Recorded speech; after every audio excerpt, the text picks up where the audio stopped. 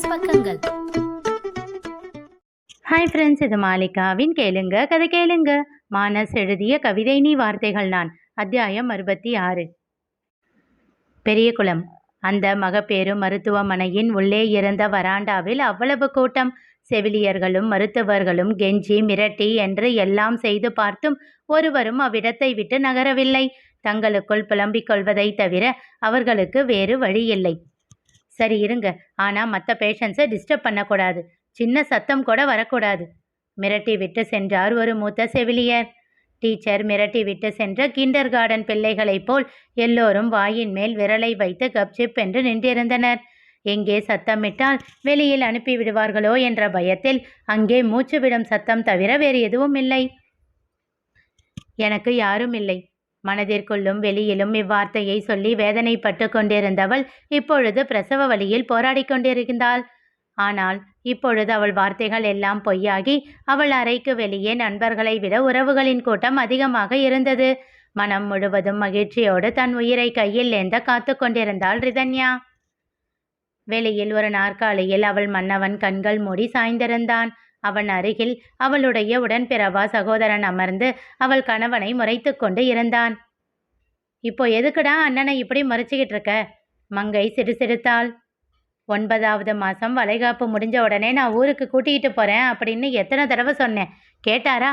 என்னவோ சின்ன குழந்தை மாதிரி அவள் இல்லாமல் இருக்க முடியாதுன்னு அவள் கையை கெட்டியாக பிடிச்சிக்கிட்டு நான் பார்த்துக்கிறேன்னு சொல்லிட்டு இப்போ எப்படி ஆகி இருக்கு பாரு. என்னடா ஆச்சு இப்போ? என்ன ஆகலை? நேற்று மிட்-நைட் அட்மிட் பண்ணது, இன்னும் வலி சரியாக வரலை அப்படின்னு சொல்கிறாங்க. கோயம்புத்தூரில் பெரிய ஹாஸ்பிட்டலில் காட்டியிருந்தா இவ்வளவு கஷ்டம் இல்லை. யாருடா சொன்னா? எங்கே போனாலும் வலி வந்தாதானே குழந்தை வெளியில் வரும், ரொம்ப பண்ணாதடா என்றாள் சங்கவி. அச்சு, ஒரு நாள் எல்லாம் வெயிட் பண்ணி கூட குழந்தை பெத்துக்கிறவங்க இருக்காங்கடா. மென்மையாக அவன் தலை கோதி கோரினாள் ஸ்ருதி. என்று சலித்து கொண்டவன், பெயின் சரியாக வரவே இல்லைன்னா என்ன ஆகும் என்றான் பயத்தோடு. வேற என்ன, சிசேரியன் தான் பண்ணணும் என்றாள் ஸ்ருதி. நீ வேறம்மா, அவள் அட்மிட் ஆகும்போதே எங்கள் பிள்ளைக்கிட்ட சிசேரியன் பண்ண கையெழுத்து போடக்கூடாதுன்னு மிரட்டிட்டு தான் போயிருக்கா. எவ்வளவு கஷ்டப்பட்டாலும் நான் நார்மல் டெலிவரியிலேயே தான் குழந்தை பெற்றுக்குவேன் அப்படின்னு கட் அண்ட் ரைட்டாக சொல்லிட்டு போயிருக்காளே என்றார் வைதேகி. ஆமாம், இவ பிடிவாதத்துக்கு ஒன்றும் குறைச்சல் இல்லை என்றான் அஸ்வின் கோபமாக.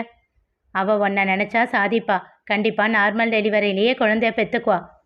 இத்தனை நேரம் அமைதியாக இருந்த கோபி வாயை திறந்து பேசிய அடுத்த நொடி அனைவரின் வாயும் பூட்டு போட்டு கொண்டன. ஆம், இப்பொழுதெல்லாம் அப்படித்தான். ஆளுமை கலந்தே வரும் அவன் வார்த்தைகளில் எல்லோரும் அடங்கிவிடுகின்றனர். அப்போது பரபரப்பாக உள்ளே நுழைந்தனர் நாகராஜனும் ஈஸ்வரியும். அதை கண்ட கபிலன் கூறினான், ஆமா, இருக்கிற கூட்டம் பத்தாதுன்னு இன்னும் 2 பேரா? அவன் கூறியதும் அவனை முறைத்தாள் ஸ்ருதி. அதன் பிறகே அவள் அங்கே இருப்பதை உணர்ந்தவன் ஈ என்று இழித்து வைத்தான். ஏண்டா இப்படி அசிங்கப்படுற என்று அவனை முறைத்தான் இந்தர். முருகேசனிடம் வந்தவர்கள் ரிதன்யாவின் நிலைமையை பற்றி அறிந்து கொண்டு அவர்களுக்கு ஆறுதல் கூறினார்கள். அவள் எந்த குறைவும் இன்றி குழந்தை பெற்றெடுக்க வேண்டும் என்று கடவுளை வேண்டிக் கொண்டனர். ஆம், அன்று ஸ்ருதி பேசிய போது அவளுடைய தவறை பொறுமையாக எடுத்து கூறிய போதே அவர்கள் மனதில் நிறைந்து விட்டிருந்தாள் ரிதன்யா. ஏற்கனவே கோபியின் மேல் நல்ல அபிப்பிராயம் கொண்டு அவன் மீது அன்பு வைத்திருப்பவர்களுக்கு இப்பொழுது அவள் குணமும் பிடித்து போனது. அந்த நொடியில் அவர்கள் முடிவு செய்தார்கள், ஸ்ருதி ஆசைப்பட்டபடி திருமணத்தை நடத்திவிடலாம் என்று. அன்று அவள் மேல் துளிர்விட்ட நேசம் இதோ இன்று வரையில் மாறாமல் இன்னும் கூடிக்கொண்டே இருக்கிறது. இரவு ரிதன்யாவை பிரசவ வலி என்று மருத்துவமனையில் அனுமதித்ததிலிருந்து கொஞ்சம் வலி வருவதும் நிற்பதுவாகவே கழிந்து கொண்டு இருந்தது. போதிய அளவு வலி வரவில்லை என்று காத்து கொண்டு இருந்தனர்.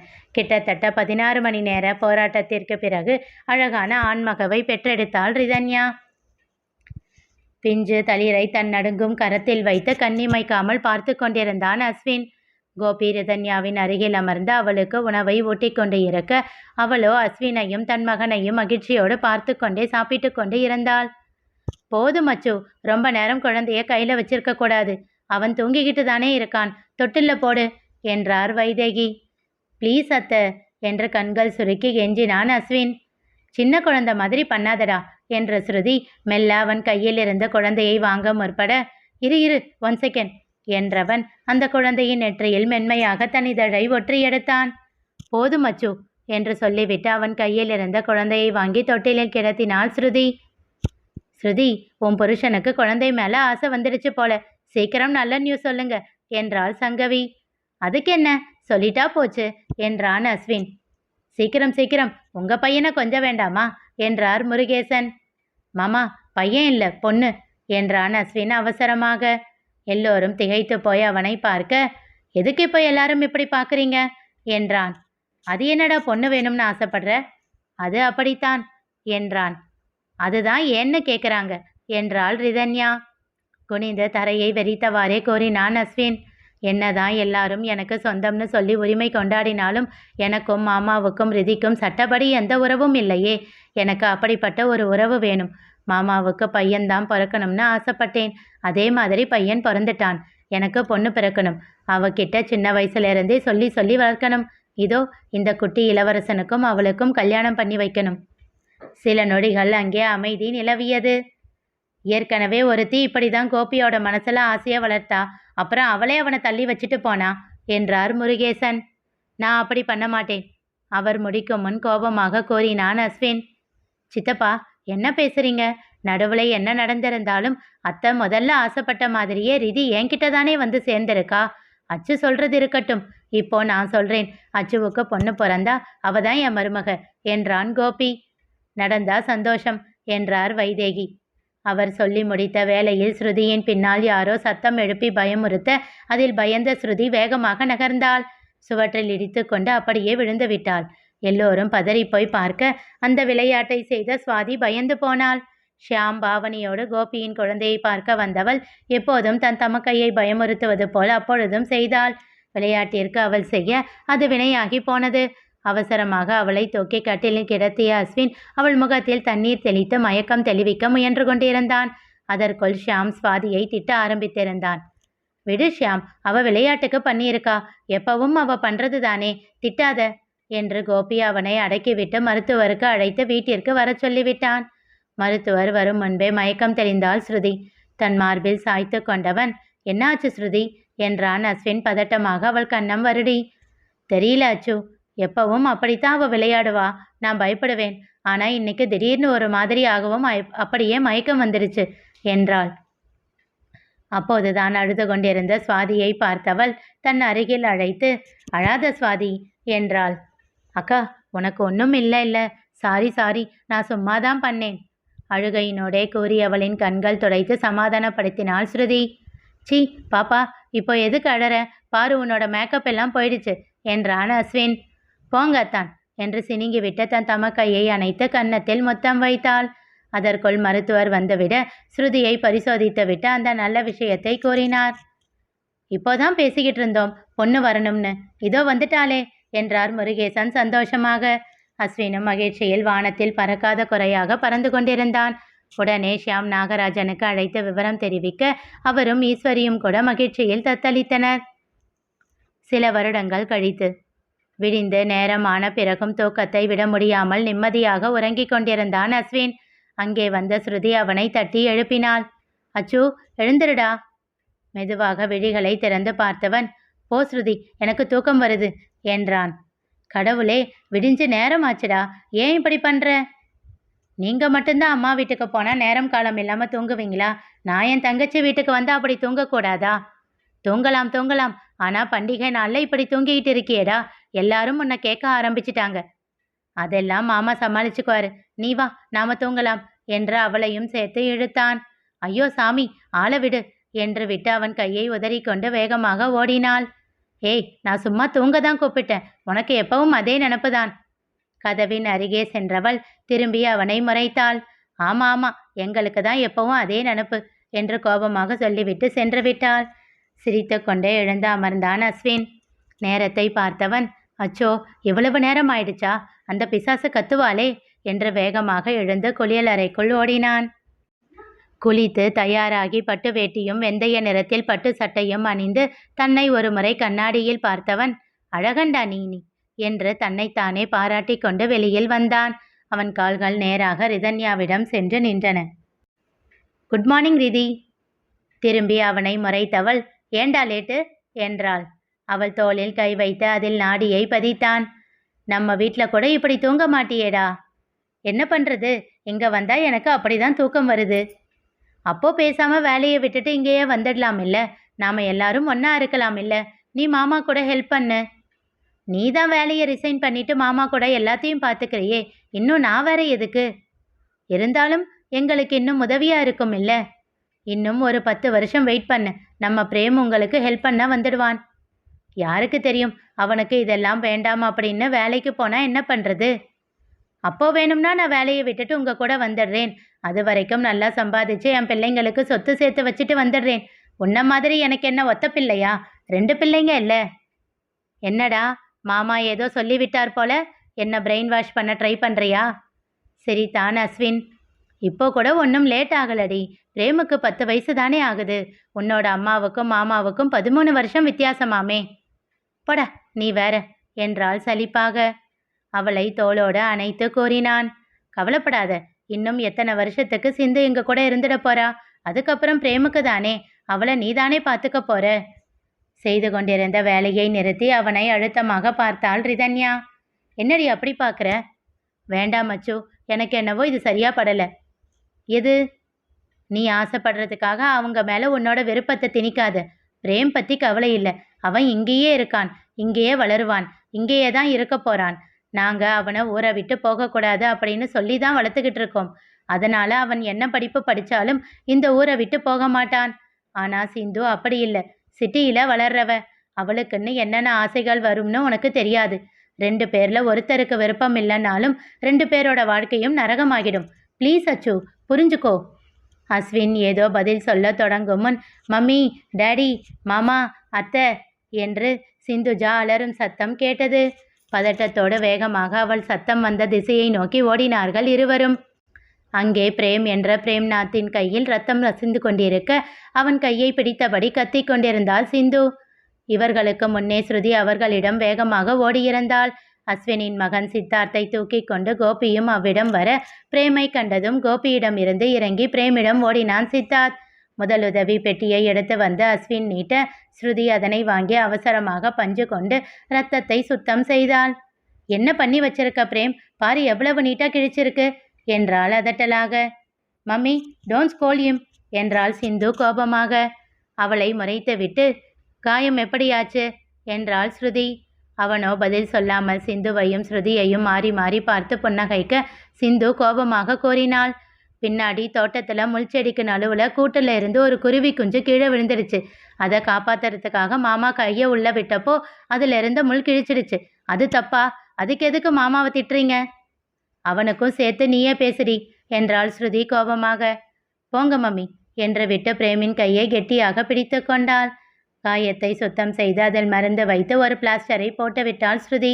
மருந்தை வைக்கும்போது பிரேம் வலியில் முகத்தை சுருக்க அவனை கழுத்தோடு கட்டி கொண்டான் சித்தார்த். அவன் கன்னத்தில் முத்தமிட்டு ரொம்ப வலிக்குதா மாமா என்றான். அதெல்லாம் இல்லை, கொஞ்சம்தான் வலிக்குது என்று சொல்லி வலியை மறைத்து புன்னகைத்தான் பிரேம். இருவரும் அவனை கெட்டியாக பிடித்து கொண்டனர். புன்னகையோடு இதனை பார்த்துவிட்டு அங்கிருந்து சென்று விட்டான் கோபி. அஸ்வின் ரிதன்யாவை பார்க்க அவள் அவனை முறைத்தவாறே அங்கிருந்து சென்றாள். அவள் பின்னாலேயே சென்றவன், இப்போ எதுக்குடி என்ன முறைக்கிற என்றான். புருஷனும் பொண்டாட்டியும் சேர்ந்து அக்காவையும் தம்பியையும் நல்லா பிரெயின் வாஷ் பண்ணி வச்சிருக்கீங்கல்ல.